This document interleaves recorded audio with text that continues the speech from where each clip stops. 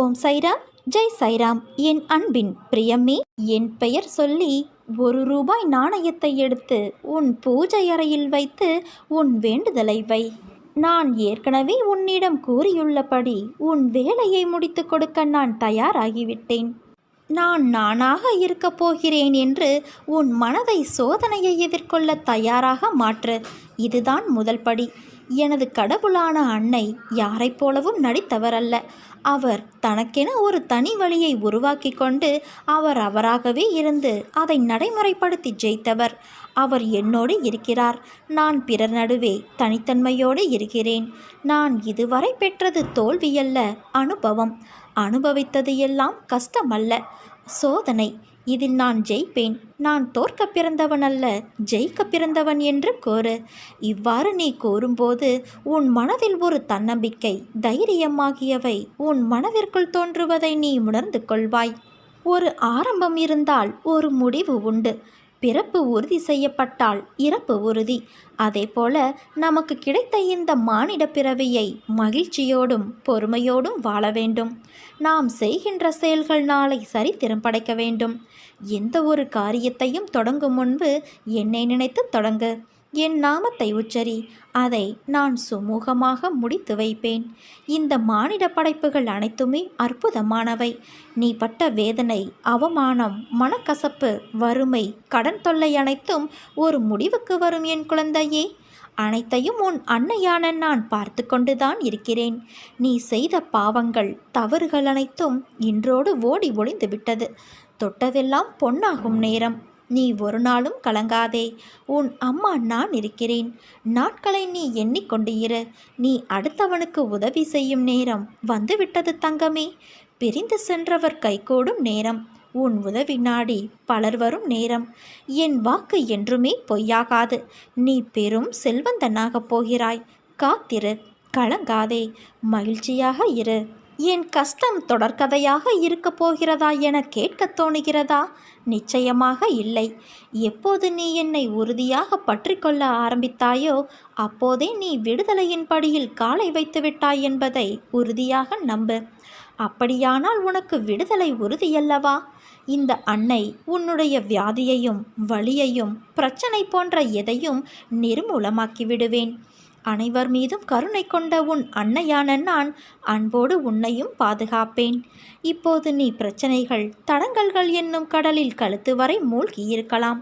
துக்கமும் வேதனையுமாகிய படுகுழியில் ஆழமாக அமிழ்ந்து போயிருக்கலாம். ஆனால் அதை பற்றி நீ கவலைப்படாதே.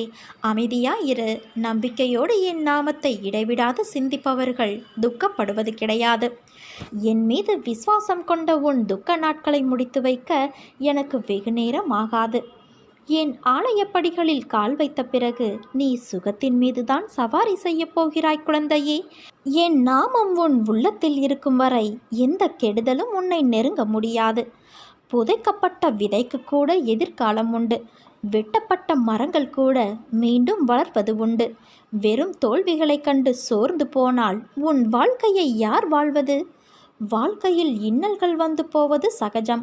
அதை எப்படி மீள்வது என்பதை நினைத்து செயல்படு. பயப்படாதே. பயந்தால் அது உன்னை வீழ்த்திவிடும்.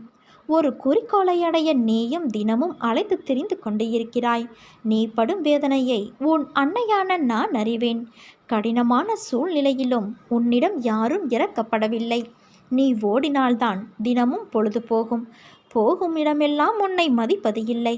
அவர்களை நான் பார்த்து கொள்கிறேன். உன் நாவாகப்பட்டது என் நாமத்தை உச்சரித்து கொண்டு இருக்கிறது. அந்த நாவினால் அவர்களை நீ தூற்றாதே. உனக்காக நான் உன் பாரத்தை சுமந்து கொண்டு இருக்கிறேன். அதிலிருந்து உன்னை முழுவதுமாக விடுவித்து உன்னை உயர்த்தப் போகிறேன்.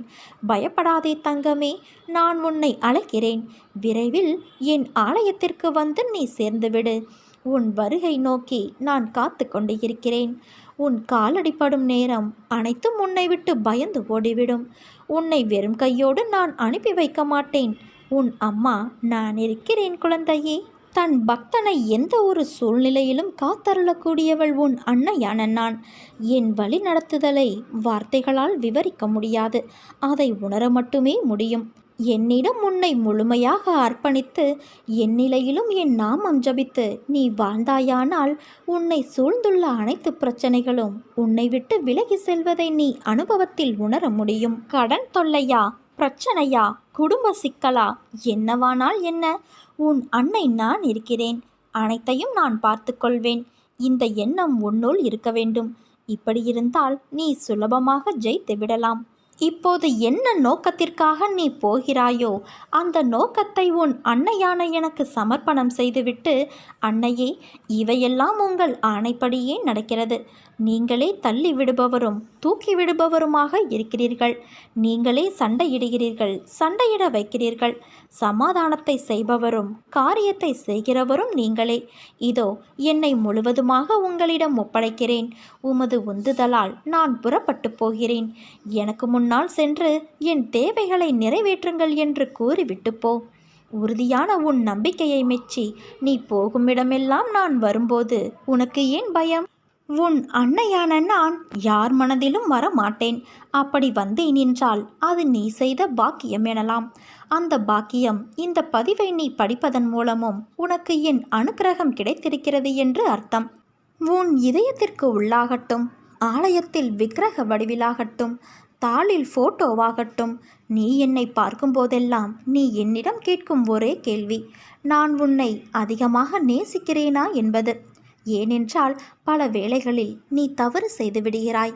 அதற்காக பிறகு வருந்தினாலும் தவறாது அதற்காக வருகிற தண்டனைகளை பெறும்போது, அன்னையே, என்னை மன்னித்து கொள்ளுங்கள், என்னை மீறி நான் நடந்து கொள்கிறேன், இதற்காக என்னை வெறுத்து விடாதீர்கள், நான் கடந்து வந்த பாதையை அடிக்கடி திரும்பி பார்க்கிறேன், காடுகளும் கரடுமுரடான வழிகளும் துஷ்ட மிருகங்களும் அச்சுறுத்திய அந்த காலத்திலும் நீங்கள் என் கைகளை பிடித்து கொண்டு வழிநடத்தி வந்தீர்கள். என்னால் முடியாது என்று சோர்ந்துவிட்ட நேரத்தில் தூக்கி கொண்டு நடந்தீர்கள். நீங்கள் காட்டிய வழியில் நான் செல்கிறேன், நீங்களே என் அன்பு உலகம் என்று நீ என்னிடம் மன்றாடுகிறாய். பிறகு எப்படி உன்னை நான் கைவிடுவேன்? ஒரு செயலில் ஈடுபடுவதற்கு நீ 1000 முறை யோசிக்கிறாய். நான் எடுத்த முடிவு சரியா, அவன் வினவியது சரியா என்றெல்லாம். அது நிஜமா இல்லை பொய்யுரைக்கிறானா என்று இப்படி நீ யோசிப்பதை முதலில் நிறுத்து. ஏன் இப்படி செய்கிறாய்? ஒரு பொழுதும் எதற்காகவும் கலங்காதே. ஒரு முறை உன் மனம் சொல்வதை கேள். மாற்றான் சொற்களை உன் செவி கொடுத்து கேட்காதே. எடுத்த முடிவை என்றும் எதற்காகவும் மாற்றிக்கொள்ள நினைக்காதே. உன்னை பற்றி தெரிந்து கொள்ளும் நேரம் வரும். எதையுமே கேட்டு வாங்கி கொள்ளக்கூடாது. தானாக வந்தால்தான் அதற்கு சிறப்பு. வாழ்க்கையில் புரிந்து நடைபோட்டு பழக கற்றுக்கொள் என் குழந்தையே. நீ நீயாக இரு. உன் சுயமரியாதை இழந்து அடுத்தவரிடம் பணிந்து போவதற்கு என்றுமே அவசியமில்லை. உன்னை புரிந்து கொண்டவர்கள் மட்டும் உன்னை சுற்றி இருந்தால் போதுமானது. உன்னை குறை கூறுபவர்களின் பேச்சை மனதில் ஏற்றிக்கொள்ளாமல் சென்று கொண்டே இரு. அவர்கள் எவரும் உன் வாழ்க்கையில் பயணிக்கப் போவது இல்லை. நீ நீயாகவே இரு என் தங்கமே. எதன் மீதாவது ஆசைப்படுதல், எண்ணமிடுதல் ஆகியவற்றாலும் மனமானது அலைப்பாயும். உன் தந்தையான என் மீது பாரத்தை வைத்தால் அனைத்தும் நாளடைவில் சரியாகிவிடும் என் குழந்தையே. உன்னுடைய மோசமான நேரம், காலம் அதை தகர்த்தெறிய வேண்டும் என்றால் மனதார ஒரு முறை தந்தையே என்று என்னை அழை. உன் மந்தமான மனநிலையை நான் தகர்த்து எறிவேன். அனைத்தும் சரியாகிவிடும். எதற்கும் கலங்காதே.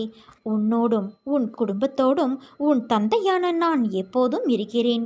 நீ நம்பிக்கையோடு இரு. நல்லதே நடக்கும். வாழ்க்கையை ஒவ்வொரு நாளும் வெற்றி தோல்வியாக ஒப்பிட்டு பார்க்காதே. வாழ்க்கையை ஒவ்வொரு நாளும் முழுதாக வாழ பழகு. வெற்றி என்பது தானாக வந்து சேர்ந்து கொள்ளும். வாழ்வதற்காக பிறவி எடுத்து வந்துள்ளாய். முழு மனதோடு நாட்களை வாழ்ந்து கடமைகளை செய்து கொண்டு வா.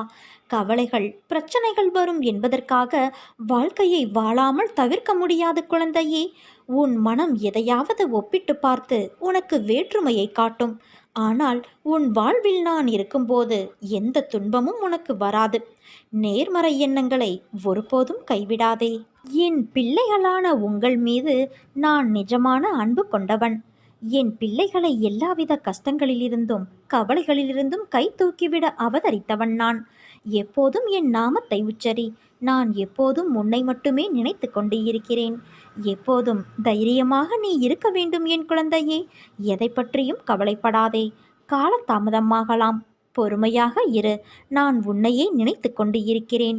உனக்கு என்ன தேவையோ அதை மட்டுமே நான் நினைப்பேன். நான் நினைப்பது மட்டுமே நடக்கும். வழி தெரியாமல் தவிக்காதே. நிச்சயமாக உனக்கு ஒரு நல்ல வழியை நான் காட்டுவேன். அதுவரை நீ கொஞ்சம் பொறுமையாக இருக்க வேண்டும். நீ என் நினைவாக எப்போதும் இருந்தால் பதற்றப்படவோ நடப்பதை நினைத்து துக்கப்படவோ மாட்டாய். ஏனென்றால் நீ என்னுடைய சங்கத்தில் இருக்கிறாய். உன் சார்பாக நான் செயல்பட்டு கொண்டே இருக்கிறேன். உன் பிரச்சனை அனைத்தையும் நான் பார்த்து கொள்கிறேன். காலம் நேரம் வெகு தொலைவில் இல்லை என் குழந்தையே. தைரியமாக இரு. இதுவரை எந்த கஷ்டம் உன்னை பாதித்ததோ அது தானாக ஓடி ஒளியும். மிக விரைவில் நல்ல நேரம் ஆரம்பிக்கும். என்னை சரணாகதியடைந்தால் நான் உன்னை பாதுகாப்பேன் என் தங்கமே. சோதனைகள் வரும்போது ஒருபோதும் உன்னை நான் கைவிட மாட்டேன். என் சொற்களை நீ மறந்து விடாதே. காலம் ஒரே மாதிரியாக இருக்கும் என்று கருதாதே. தங்க சிம்மாசனங்களும் கண் மறைவாகிவிடும். அதிகாரங்கள் மறைந்து போகும். செல்வ வளம் சொல்லாமலேயே சென்றுவிடும். கொடுக்கும் கரங்களே பெற்றுக்கொள்ளும் கரங்களாகிவிடும். அப்போது கொடுப்பவர்கள் இருக்க வேண்டுமல்லவா? அதனால் இருப்பவர்கள் கொடுப்பதை பழக்கப்படுத்தி கொள்ள வேண்டும். விதையை அப்படி விதைத்து கொண்டால் பலன் கிடைக்காமல் போகாது. என்னுடையது எனக்கு மட்டுமே என்ற பாவத்தோடு நாட்களை கடத்தி தேவை ஏற்பட்ட போது எனக்கு யாரும் இல்லை என்று கருதினால் பிரயோஜனம் என்ன? தானம் செய்தது வீண் போகாது. ஆறுதல் சொன்னால் அது வீணாகாது. உதவி வீணாகாது. நல்ல சொற்கள் வீணாகாது. அன்பு வீணாகாது. தேவை நேர்ந்த போது அதிக பலனை இக்குணங்களே அந்த இறைவனின் வடிவத்தில் பிரத்யட்சமாகும். வாழ்க்கையில் நீ சந்திக்கும் ஒவ்வொருவரும் உனக்காக அனுப்பப்பட்டவர்களே. வேண்டியவர் வேண்டாதவர், தெரிந்தவர் தெரியாதவர் என்று யாரும் இல்லை. உன் வாழ்வில் அவர்கள் வருவதற்கும் அதனால் விளையும் நன்மை தீமைகளுக்கும் காரணம் உன் பூர்வ ஜென்ம கர்ம வினைகள் மட்டும்தான். நான் அனைத்தையும் கவனித்துதான் வருகிறேன். என் கண்களில் இருந்து எது தப்ப முடியும்? ஆனால் உன் தவறுகளை நான் கனிவோடு மன்னிக்கின்றேன். ஆரம்ப காலம் முதல் நீ என் மீது உண்மையான அன்பு வைத்து என்னை உனது குழந்தை போல பாவித்ததை நான் மறந்து போகவில்லை. உன் மீது நான் எப்போதும் பரிவோடு இருக்கின்றேன். நீ என்றைக்கோ முன்னேறி வாழ்வின் உச்சத்தை தொட்டிருக்க வேண்டும். உன் பிடிவாத குணம், முரட்டு சுபாவமாகியவை நிம்மதியற்ற வாழ்வை உனக்கு தந்து விட்டது. சொர்க்கத்தை உருவாக்க நினைத்த நீ சந்தர்ப்பவாத குணத்தால் ஒரு நரகத்தை உருவாக்கி கொண்டு இருக்கிறாய். அதை நினைத்து என் மனம் பதைக்கின்றது. கெட்டவர்கள் கெடுபலனை அனுபவிப்பார்கள். ஆனால் நல்லவர்களாகிய நீங்களும் கெடுபலன் அனுபவிப்பது ஏன்? இந்த வாழும் காலத்தில் ஒவ்வொரு நாளையும் ரசித்து அனுபவிக்க கற்றுக்கொள். கவலைகளை தூக்கி எறி. எதை எடுத்துக்கொண்டு போகப் போகிறோம் என்ற எண்ணத்தை வளர்த்துக்கொள். எதையும் என் போக்கில் விட்டுவிடு என் குழந்தையே. சிந்தனையை என் பக்கம் திருப்பு. செய்ய வேண்டிய கடமைகளை மனநிறைவோடு செய். உன் எதிர்காலம் சிறப்பாக இருக்கும். இதுவரை நான் எதிர்பார்த்தவை எதுவும் எனக்கு கிடைக்காமல் இருந்திருக்கலாம். ஆனால் எனக்கு கவலை இல்லை. எனக்கு நான் எதிர்பார்த்ததை விட சிறந்த ஒன்றை என் தந்தை தருவார் என்று என்னை நீ முழுமையாக நம்பி இருக்கிறாய் அல்லவா? பிறகு என் குழந்தையான உன்னை நான் எப்படி கைவிடுவேன்? எல்லோருக்கும் வாழ்க்கையில் அனுபவிக்க வேண்டியது என்று சில காலம் இருக்கும். அந்த காலத்தில் அதை பொறுமையாக அனுபவித்துதான் ஆக வேண்டும். அதற்காக நீ பதற்றப்படாதே, பயப்படாதே, புலம்பாதே. அனைத்தையும் நான் பார்த்து கொண்டுதான் இருக்கின்றேன். விரைவில் நீ வாழ்க்கையின் உச்சத்தை தொடுவாய் என் குழந்தையே. எல்லா ஆபத்திலிருந்தும் துயரங்களிலிருந்தும் நீ முழுமையாக காப்பாற்றப்படுவாய். இது என் பிள்ளைக்கு நான் கொடுக்கும் வாக்குறுதி. நீ தனியாக நடப்பதாக நினைக்கிறாயா? நான் உன்னோடு தான் நடந்து வருகிறேன். எப்பொழுதும் உன்னோடு தான் இருப்பேன். உன் வலிகளை மௌனமாக குணப்படுத்தி உன்னை பாதுகாப்பதே என் கடமை. அதனால் நீ எதற்காகவும் எந்த சூழ்நிலையிலும் கலங்காதே. நான் எந்த தீங்கையும் உனக்கு நேர விடமாட்டேன். நம்பிக்கையோடு பொன்னான வாழ்க்கை ஆரம்பமாக போகும் அந்த நல்ல நாளுக்காக காத்திரு. அது மிக விரைவில் என் ஆசீர்வாதத்தோடு உன்னிடம் வரும். வரும் காலம் எல்லாம் மகிழ்ச்சி என்னும் சத்தம் உன் மனதில் ஒலித்து கொண்டே இருக்கும். உன் உணர்வுகள் சில்லிட்டு ஆனந்த கண்ணீர் பெருகும். இனி உன் வாழ்வில் இதே ஆனந்த உணர்வோடு இருக்கப் போகிறாய் என் குழந்தையே. இன்று உன்னை யார் உதாசீனப்படுத்தினாலும் அதற்காக உடைந்து வீழ்ந்து போகாதே. நாளை அவர்களுக்கே நீ உதவும் வகையில் வெகுண்டு எழுந்து வாழ வைப்பேன். வாழ்க்கையை வெறுக்க 1000 காரணங்கள் இருந்தாலும் வாழ்வதற்கு ஒரே காரணம் நாளை எல்லாம் சரியாகிவிடும் என்ற இறைவனிடம் உள்ள நம்பிக்கை மட்டும்தான். குருவிற்கு மட்டுமே நடந்ததும் நடப்பதும் நடக்கப் போவதும் தெரியும். அதனால் என்னை நம்பி வணங்கும் உனக்கு என் ஆசிர்வாதம் எப்போதும் இருக்கும். உன் மனம் தடுமாறிக்கொண்டு இருக்கிறது. எப்போதும் மழை பாய்ந்தபடியே இருக்கிறது. இதை அடக்கி நிலைப்படுத்தும் வழி என்ன? நம் மனம் எப்பொழுதும் எதை பற்றியேனும் சிந்தித்து கொண்டே இருப்பதால் தெளிவான முடிவுகளை எடுக்க முடியாமல் தடுமாறும். சின்ன சின்ன விஷயம் அவ்வப்போது நடக்கும்போது அதை பற்றியே பெரிதாக விரிவுபடுத்தி பார்ப்பது மனதின் இயல்பு. உதாரணமாக, யாராவது நம்மை திட்டிவிட்டால் பதிலுக்கு நம்மால் திட்ட முடியாத போது நேரில் கூனி குறுகிவிட்டு அவருக்கு பின்னால் அவரை மனதிற்குள் அதிகமாக திட்டுவது போல, அடிப்பது போல, கொள்வது போல கற்பனை செய்து தன்னை ஒரு பெரிய கதாநாயகனாக காட்டிக்கொண்டு ஒரு பெரிய கதையை பின்னிக் கொண்டு இருக்கும். பொறாமை, சந்தேகம், அவமதிப்பு, கோபம், பயம், அவமானம், பேராசை, தற்பெருமை, கட்டுப்படுத்த முடியாமல் பலபலவென பேசுதல் போன்ற உணர்ச்சிகள் நம்மை தாக்கும்போது மனம் அதிலேயே உழன்று அதில் ஏதோ தீர்வை காண்பது போல தன்னிலே உழன்று கொண்டு இருக்கும். உன் வாழ்வில் நடந்த, நடக்கின்ற, நடக்கப் போகின்ற அனைத்தும் நல்லதோ வழிகள் மிகுந்த சூழ்நிலையோ என் கையிலிருந்து தரப்பட்டது. வழிகள், சூழ்நிலை என்றால் பயப்படாதே, கவலைப்படாதே. அதில் உனக்கு கண்டிப்பாக நல்லது இருக்கும்.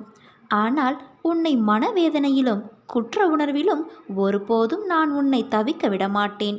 உன்னை என் உயிரான குழந்தையாய் நான் கவனிக்கின்றேன் என் தங்கமே.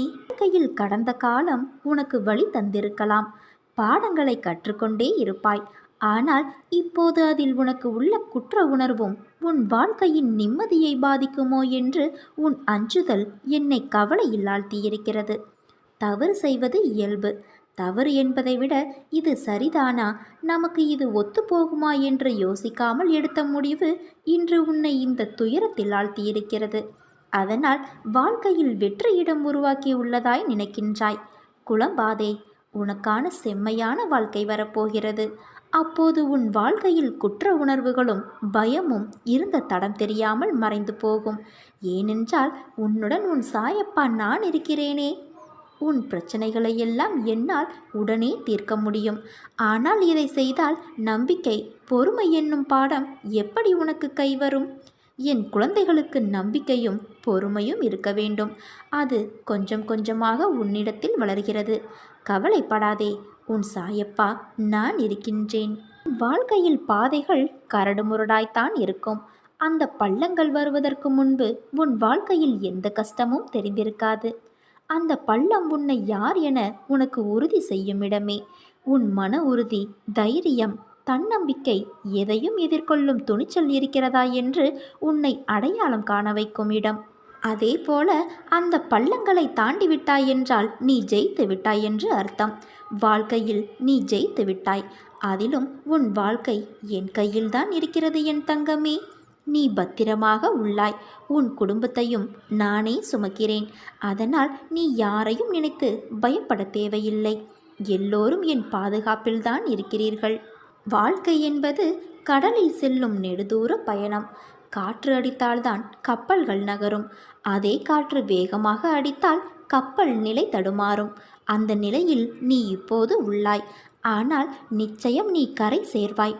அந்த காற்று வேகமாக அடிக்கும்போதுதான் அதில் நீ சந்திக்கும் நிகழ்வுகள் உன் மனதை ரணப்படுத்தும். அந்த ரணத்திற்கு என் வார்த்தைகள் ஆறுதலாய் அமையும். நிச்சயம் உன்னை உயர்நிலைப்படுத்துவேன்.